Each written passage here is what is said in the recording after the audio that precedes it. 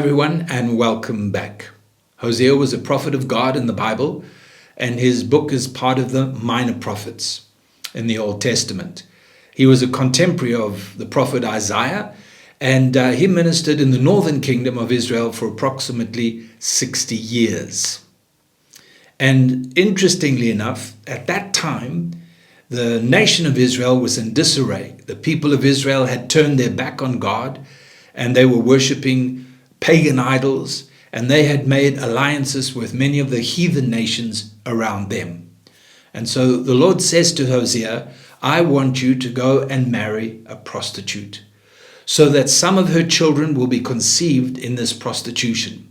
And this will illustrate how Israel has acted like a prostitute by turning against the Lord and worshipping other gods. So Hosea marries this woman. Her name was Gomer. And they have children. And every time there's a child that is born, he is given a specific name identifying the state of the people of Israel at that time. Now, just think about it. You know, we place so much emphasis on marriage and marrying the right person and marrying somebody who's with the right heart and the right spirit and so on. But here is a man that is asked to commit his life to marrying a prostitute. And not only was she a prostitute, but she continued in her prostitution because God wanted to use his life as a demonstration of his work and his judgment and what was taking place in the nation. That is some call. That is some testimony. And I'm not advocating for a moment that we do that, obviously. But what is important is that heart and that attitude where we're willing to live the life that God chooses for us.